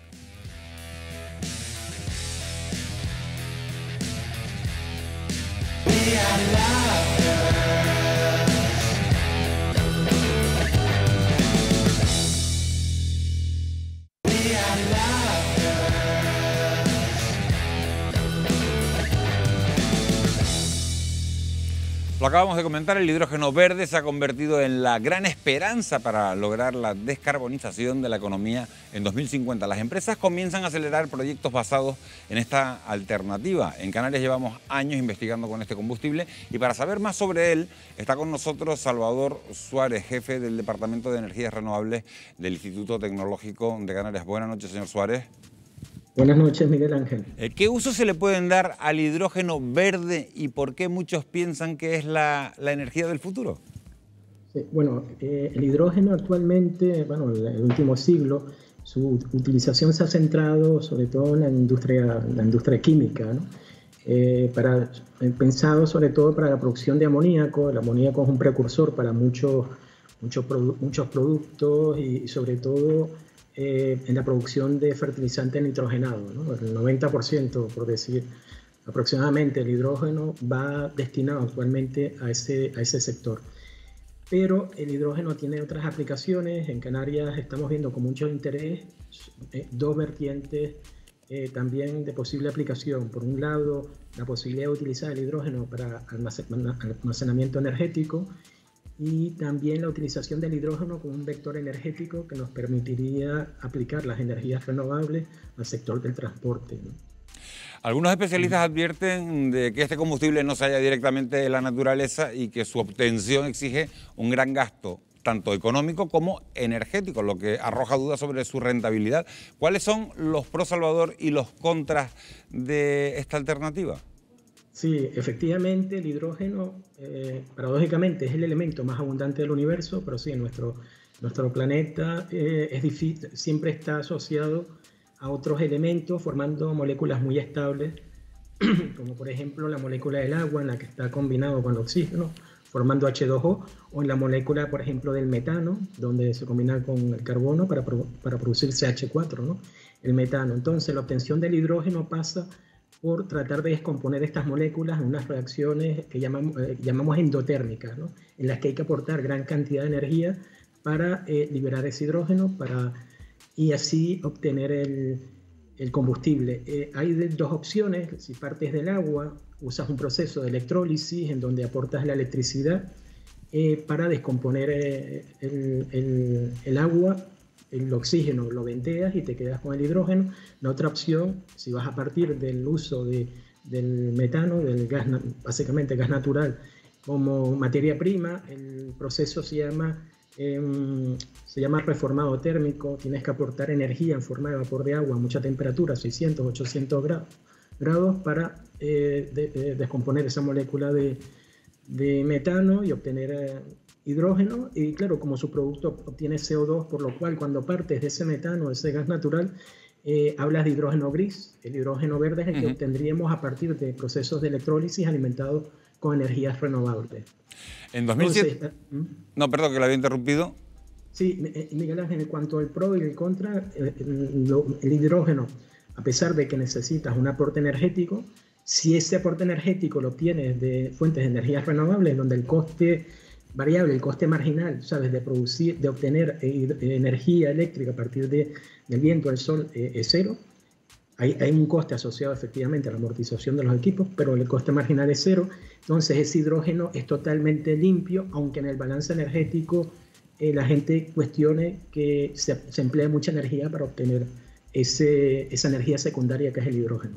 Le traslado una última cuestión, le ruego un poquito de brevedad, señor Suárez. En 2007 el Instituto Tecnológico de Canarias inauguró 2 plantas de generación de hidrógeno a partir de energías renovables en Pozo Izquierdo, en Gran Canaria. Ustedes son pioneros en la investigación de este combustible e incluso están trabajando en un proyecto de vehículo que funciona con él. ¿Cómo va esa investigación? Le pregunto por un lado, y dos, ¿puede darnos algún dato?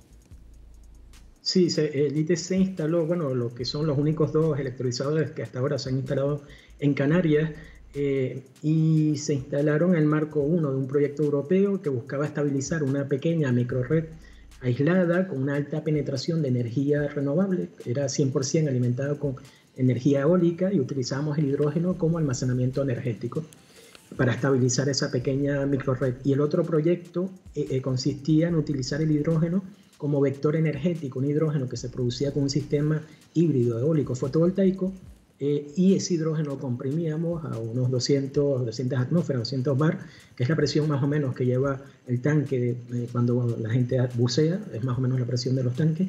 Comprimíamos a esa presión para meterla en un pequeño vehículo que teníamos en Pozo Izquierdo, y era simplemente demostrar la viabilidad de utilizar el hidrógeno como vector energético, y dio la oportunidad para que un grupo de ingenieros canarios, unos 8 o 9 compañeros, se familiarizaran con estas tecnologías. Hemos hecho otra serie de proyectos estudiando la capacidad máxima que tendríamos de producir hidrógeno como combustible, aprovechando excedentes de energía de los parques eólicos, que cuando sigamos creciendo el número de parques se empezarán a producir. Entonces, aprovechar esos electrolizadores para evitar que se produzcan esto que llamamos vertidos, ¿no?, excedentes de producción de los parques eólicos, que ciertas horas del día, por ejemplo de madrugada, la curva de demanda está en valle y no será capaz de consumir, ¿no? Y ahora estamos presentando otra serie de propuestas a programas europeos. Hemos presentado recientemente... Con brevedad, señor Suárez, sí. Con brevedad, si puede. Sí, eso, estamos muy activos en el campo, tratando de buscar y atraer hacia Canarias financiación para tratar de deslocalizar hacia Canarias actividades más en el campo de la integración de energías renovables con tecnologías del hidrógeno. Salvador Suárez, jefe del Departamento de Energías Renovables del ITC. Muy buenas noches, muchísimas gracias. Le pido brevedad porque son ya las 12:02 de la noche, estamos prácticamente fuera de tiempo. Quiero agradecerle a la mesa que nos hayan acompañado esta noche. Gracias a Ana Darias, gracias a José Miguel González, gracias a Araceli Raimundo por habernos acompañado, gracias a Patricia Conde por haber estado esta noche con nosotros y sobre todo gracias a ustedes, que es por quien se hace este programa, por haber estado un jueves más al otro lado de la pantalla. Nosotros regresamos justo dentro de 7 días. Estén pendientes de Televisión Canaria porque estamos muy pendientes de esta situación de alerta que se está viviendo en todo el archipiélago y de la que tendrán que cumplir información a primera hora de la mañana. Gracias por su compañía. Buenas noches.